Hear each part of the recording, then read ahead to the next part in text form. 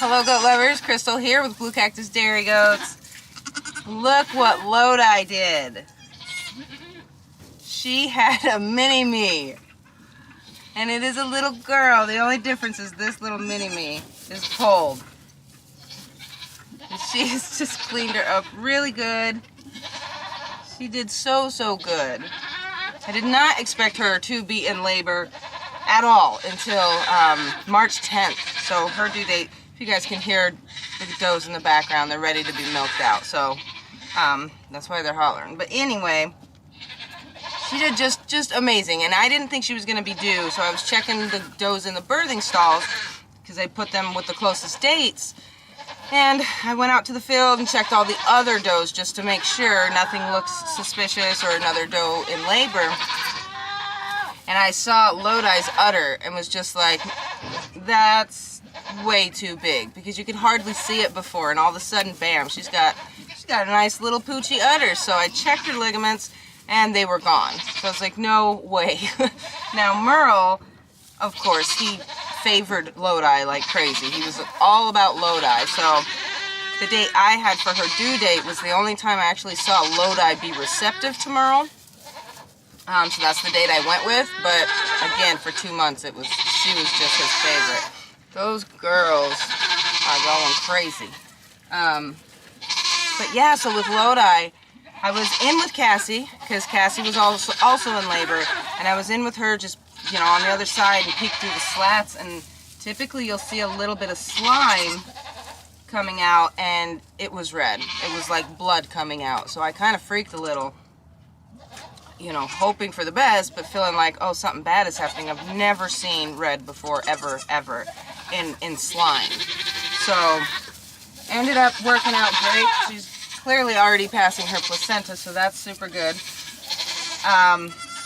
But just a little rock star. So, the kid, of course, had one leg back. It seems to be quite the theme.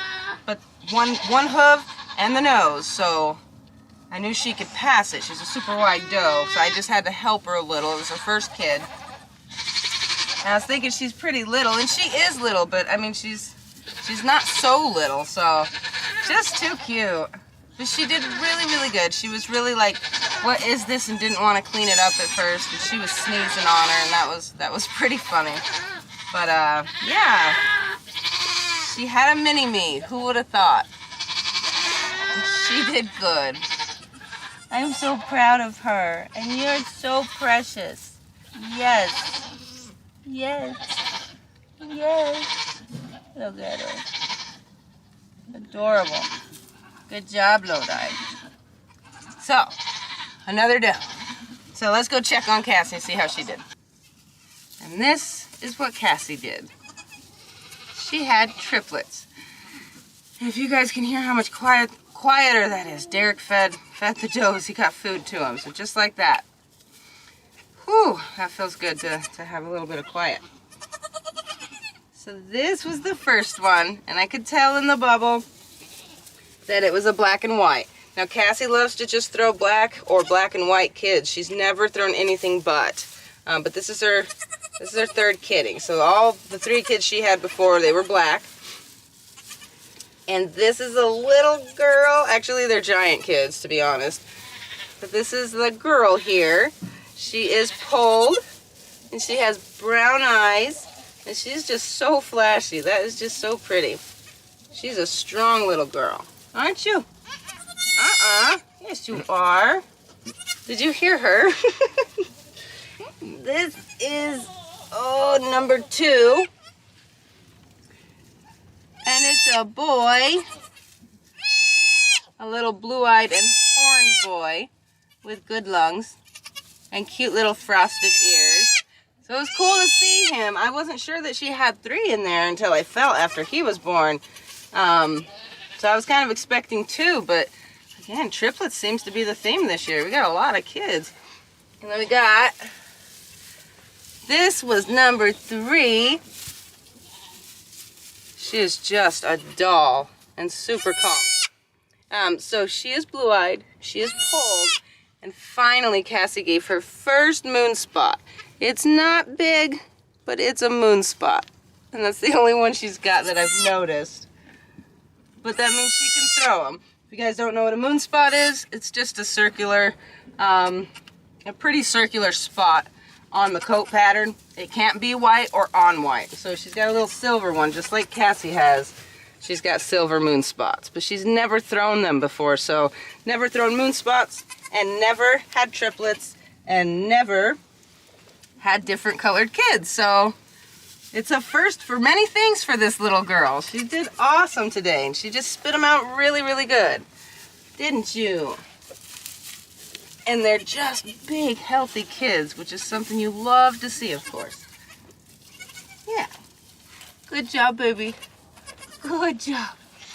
Good job. Okay, so now I have to go milk 5 does because I'm bottle feeding all of their babies. And so I gotta go milk them out so that they're a little bit happier. They're kind of full of milk right now and getting a little angry, want their snack on the milk stand, of course, their grain. And hopefully I can get that done with milking and bottle feeding before Elsa has her babies, because she is also in labor. Still hasn't had her babies, but that could be any moment or it could be midnight. We'll just have to see.